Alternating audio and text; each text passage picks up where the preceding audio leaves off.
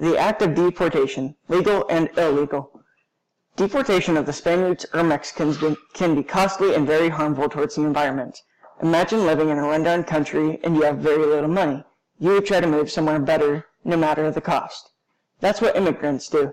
The act of deportation is a known act that has happened many times, up to centuries in the past. American pioneers deported Native Americans to Oklahoma and many other states so the pioneers could have the land. Deportation has caused many Spanish Americans to lose money, houses, cars, and unfortunately lives. Many Spanish men and women have crossed the border only to be caught and deported, as all their items are still held in America. This can be any form of currency, clothes, or even expensive items and family relics. Some forms of deportation are cruel and inhumane. For example, an immigrant could be sent to court and must serve jail time along with many expensive fines. Seeing as how an immigrant wouldn't have the money to get into America, what would make the judicial system think immigrants could pay off a fine in US dollars? A judge could order deportation on an immigrant, or he could choose not to remove said immigrant, but the judge could order other cruel punishments. An illegal immigrant can be snuck into the U.S. easily due to the fact that the U.S. Border Patrol and National Guard are not patrolling and doing their job correctly.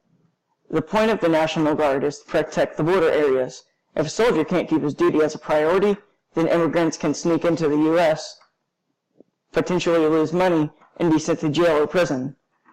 No matter how many immigrants enter the U.S., 75% of them will be in debt and held in jail, therefore making the economy go down and taxes higher.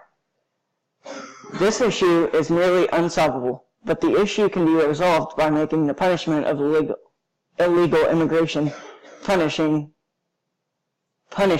but not inhumane. Deporting an immigrant can be costly, along with the fact that deporting an immigrant isn't always helpful, seeing as how the immigrant could always come back. Immigrants can be controlled in one of two ways: upgrading border security or decreasing the cost of illegal immigrant punishment. In conclusion, immigration control should be more widely thought of because of the expensive and costly problem that deportation causes. For such a widespread issue, deportation is probably one of the most expensive and simple problems in the U.S., and many other countries have. A country's border should be more important, seeing as how issues with other countries could lead to spies or even military personnel sneaking into a country. Immigration deportation can be too risky if not treated correctly.